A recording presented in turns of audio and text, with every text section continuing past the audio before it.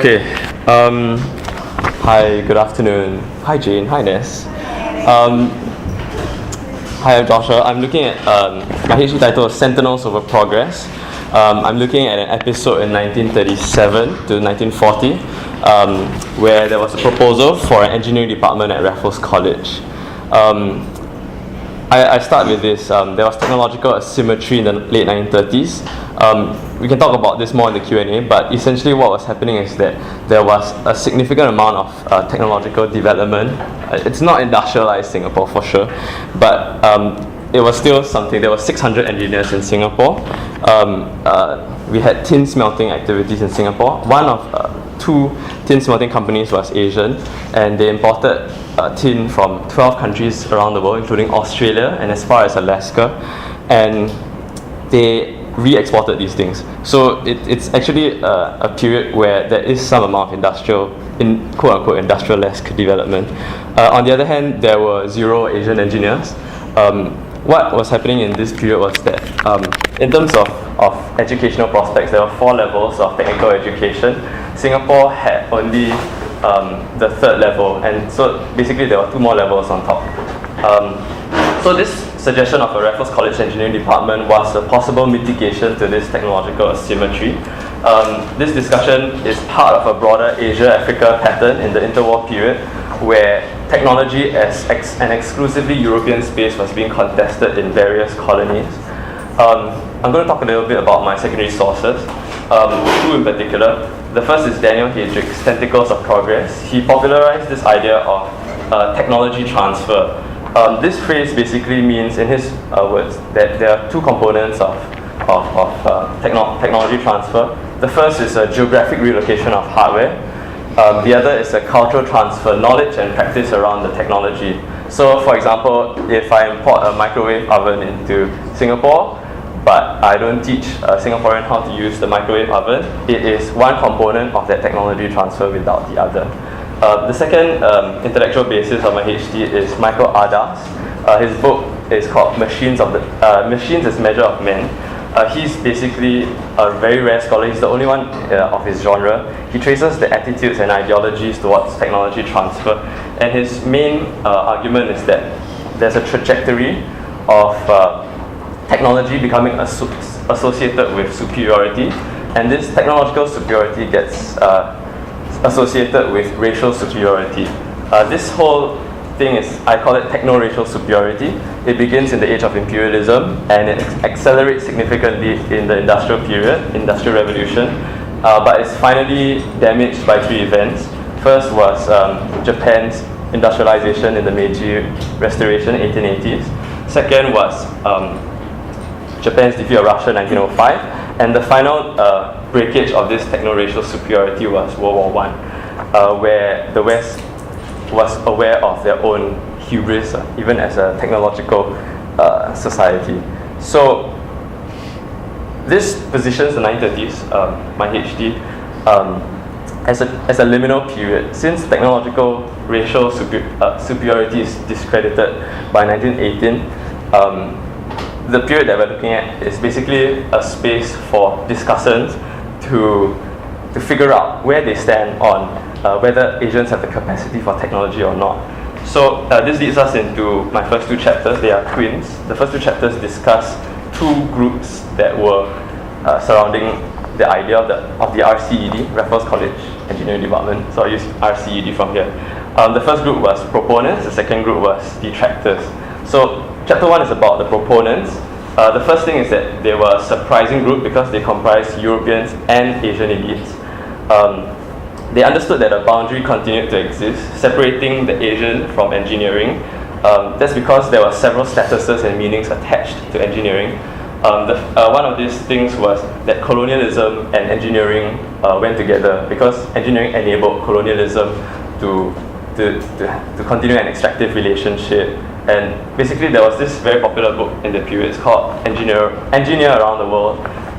It declares the heroism of colonial engineers going around building bridges, dams, railways, and this benefits everybody, including the colonies. The second thing is that engineering in this period was considered, quote-unquote, a profession. So what is happening is that engineers are in the same class in census records as your surgeons, your lawyers. Another thing is that there was a colour bar in the civil service. So what the colonial government did was to try to, as much as they can, not put Asians on top of Europeans in civil service, and this included technical departments. And final thing is there was a disparity in wages. So for example, your unskilled coolies are being paid $10 a month, your skilled Chinese workers in factories are being paid $45 a month, and the director of public works is being paid $1,300 a month. So these proponents, right, to overcome this boundary, they used an argument for a sort of racial or social equality. For example, Shenton Thomas, the governor, he wanted to, quote unquote, never to appoint a candidate to a post just because he happens to be the member of a particular race. So instead they focused on assessing competence. He said, treat him as any member of the government service would be treated. So my argument is that these kinds of arguments about social equality, racial equality, basically plugged into it the intellectual climate of the era, where there was an existent view of every individual having the same moral value. So people like George Orwell, people like J.S. Furnivall before, basically groups who overlapped with the British left and early proponents of early decolonization. These people were basically viewing Asians as having the capacity to be equalized to Europeans. So my question is, would you be willing to address these as individualism, liberalism, and liberal imperialism? We'll talk about that in the Q&A. Those are the proponents. The second chapter is about the detractors of the RCED. These were an even more interesting group. These were comprised of colonial engineers, technocrats. In private, they were racist. They said things like non-Europeans can never make good engineers. In public, however, they produced a very rational argument of demand and supply. So they argued that since there's no demand in government technical departments, therefore RCED should not supply them. But overall, this shows that Michael Ardas was correct. The boundary separating Asian and high-tech was becoming more porous since the detractors felt that they could not publicly object to the RCED with race as their reason. However, attitudes and ideologies were not the sole factor determining technology transfer. The detractors were able to foot drag, and eventually an external event, which is World War II, derailed and distracted the proponents, especially the governor. The detractors essentially were entrenched technocrats. They held powerful positions in government, including the Legislative Council, the Executive Council, which had only European members, and even Raffles College itself. So ultimately, they held the knowledge and skill to build the RCED as the engineers. So if they didn't want to do something, they could just foot drag. So in this case, this was a case of in terms of techno-racial dominance, attitudes being eroded without the bureaucratic apparatus yet eroded. In Chapter 3, I look at both the proponents and the detractors of the RCED. I argue that though the proponents saw themselves as liberal, both equally privileged colonialism. I say this because they basically projected certain prerequisites and certain expected outcomes onto a prospective new system of technical education. The first prerequisite was the English language. It was not just a conduit for technical vocabulary, but it was also a gauge of civilization. For example, they wanted to impart the spirit of the English people to Asian engineers. So it was a bit of a Macaulayan kind of thing. Second was that they wanted Asian engineers in the mold of the gentleman and the worker. They were looking for things like character, attitude, responsibility, but at the same time they wanted certain traits of dexterity and mental ruggedness. So I argue that this was essentially the expected mental shape of British engineers at the time. In overall conclusion for these prerequisites, they were in effect searching to make the engineer to eventually arrive in the image of the British engineer. Okay, in terms of expected outcomes, the first expected outcome was that Asian engineers would exclusively feed government technical departments. This was although there was a nascent Chinese engineering entrepreneurial community in the late 1930s. Therefore, there was arguably a utilitarian view of Asian engineers, privileging the colonial system itself rather than any other alternative. Second expected outcome was that engineers and Asian engineers and European engineers would retain their racial vocational statuses. So for example, one proponent voice privately admitted that there was a certain efficiency to a professional British staff and that they could not afford to be doing quote-unquote professional donkey work. So this basically repositions the Asian as doing the back-breaking stuff, doing all the work, and the European engineer being theory man, manager, boss. So the overall view of both the proponents and opponents being able to set prerequisites and certain outcomes was that both of them envisioned in their minds a control of the inputs and the outputs of this new prospective technical education system. And so they together they acted as gatekeepers through their discussions, and they therefore simultaneously enabled and limited the progress of Asian engineers. That's why my thesis positions them as sentinels over progress, with both groups together as colonial arbiters over technological asymmetry. There you go. I'll leave my epilogue and conclusion for Q&A. It's probably 10 minutes, right? Yes, yeah. Thank you, Joshua.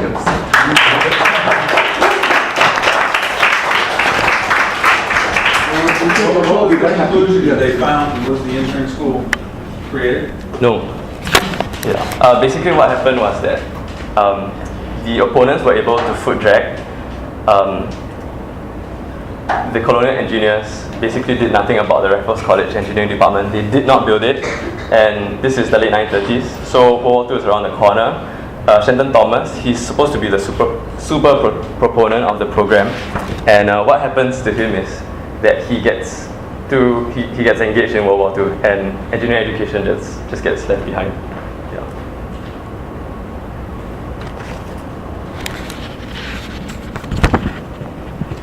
Two questions.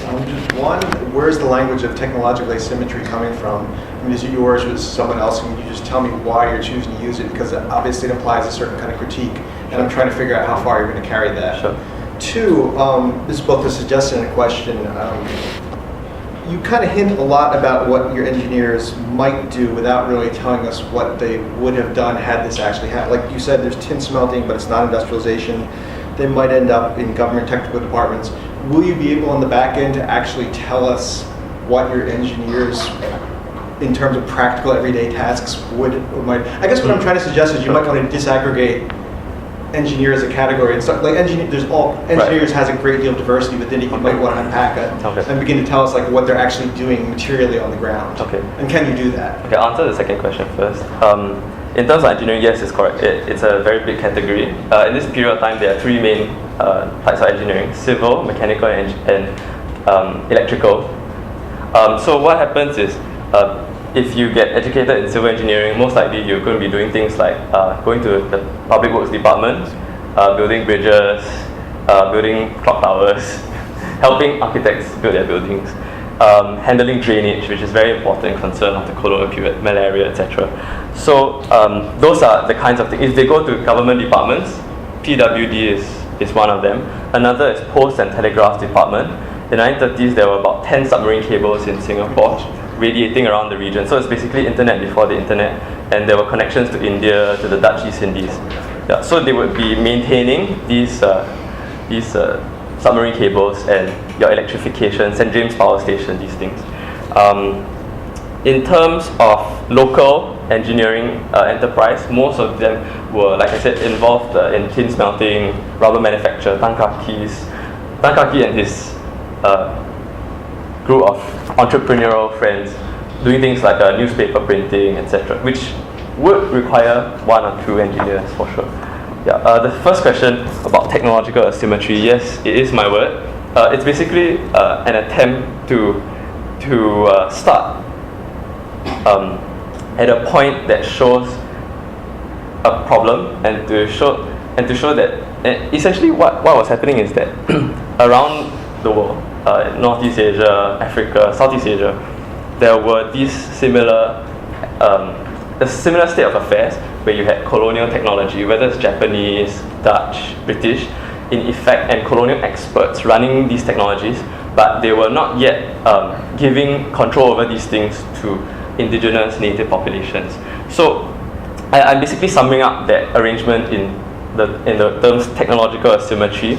I'm using it to describe things that are happening in the 30s, but I will use it in the conclusion very briefly to describe similar things that happened in the 1960s. Basically what happened is there are many scholars who argue that, for example, Goh Chor Boon, he positions the 1960s as a period where yes, Singapore, vast majority of the Singapore population was involved in industrialization, yet at the same time, there was not much of what he calls a indigenous technological base. What this meant was that basically you had European engineers accompanying the MNCs to come in and to run industrialization for Singapore.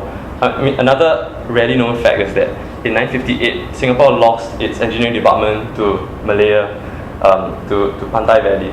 So that means that we industrialized without producing local engineers at the top level. Yeah, so that's quite something. It shows, there's this whole thing about, I'll pass around this newspaper. It's today's newspaper, the States Times.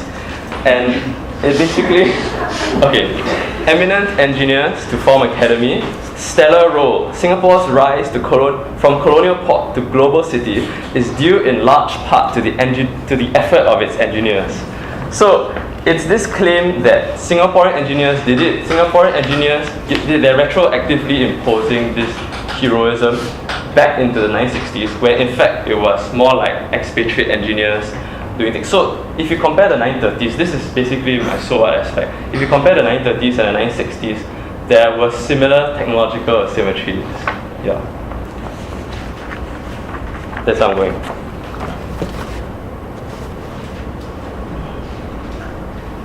So many months ago, we discussed about 1958 as the focus of writing, but you shifted out to 1930s. That's right. What happened in 1958? Okay, you saw this coming, but basically the post-colonial period, looking at engineers and basically Singapore sources, there are few. Yeah, and this is the result of other powers. Yeah. The sources. That's right. Yeah. In terms of my sources from 1930s, they are easily accessible in terms of microforms, microfilms. Basically, I used two colonial reports. One report was the proponent side, and the other report was the opponent side.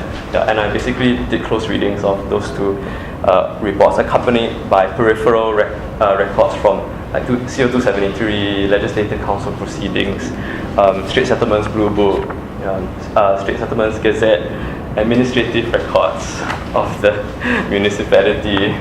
Prof. Barnard can go on and on for me. Thank you, Prof. Barnard. You've helped me with many of these sources. Yeah. Any problems that you encountered in the course of your research, whether it's source-wise or interpretation-wise or whatever? I think interpretation was initially a bit of a biggie. For example, the proponents of the Raffles College Engineering Department, they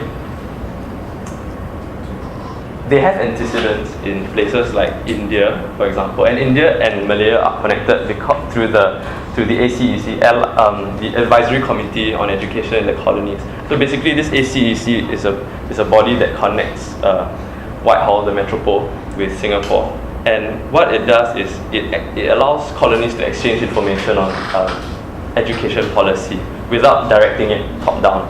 So what happens is it was a bit difficult to frame the proponents. I had a bit of issues trying to understand how they were motivated and exactly why. Yeah. But now I'm basically arguing that they are plugging into this liberal discourse. Yeah. Okay. Yeah. Which brings me to my question: do you think it's reasonable to describe this climate of viewing people as moral equivalents, individuals having the same value, as things like individualism, liberalism, and even liberal imperialism? Is it reasonable to do these things? Anybody?